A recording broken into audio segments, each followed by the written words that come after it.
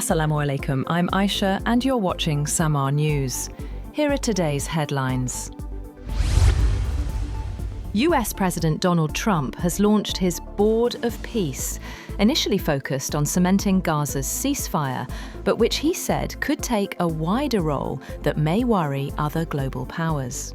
Trump said that once this board is completely formed, they can do whatever they want to do, but in conjunction with the United Nations, adding that the UN had great potential that had not been fully utilised. Trump, who will chair the board, invited dozens of other world leaders to join, saying he wants it to address challenges beyond the stuttering Gaza truce. Meanwhile, the US is due to officially exit the World Health Organization. In the face of warnings, it will hit both US health and global health, and also in violation of a US law that requires Washington to pay the UN Health Agency $260 million in fees that it owes. A US State Department spokesperson said the WHO's failure to contain, manage, and share information had cost the US trillions of dollars, and the president had exercised his authority to pause the future transfer of any US government funds, support, or resources to the WHO. Russian President Vladimir Putin will today discuss a possible peace plan for Ukraine with US envoys Steve Witkoff and Jared Kushner in Moscow, after President Donald Trump said a deal to end the war was reasonably close. He said that he would meet Witkoff and Trump's son-in-law Kushner in Moscow to continue dialogue on the Ukrainian settlement, as well as Trump's Board of Peace idea and the possibility of using frozen Russian assets. Meanwhile, US envoy Steve Witkoff has said that a lot of progress has been made in Ukraine peace talks and that negotiations were down to one last issue. He told an audience at the World Economic Forum in Davos that if both sides want to solve this, they are going to get it solved.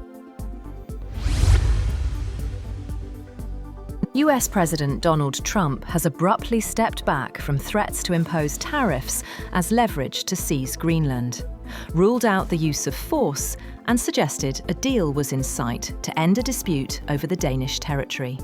In Davos, after meeting with NATO Secretary-General Mark Rutte, Trump said Western Arctic allies could forge a new deal over the strategic island territory of 57,000 people that satisfies his desire for a Golden Dome missile defense system and access to critical minerals, while blocking Russia and China's ambitions in the Arctic.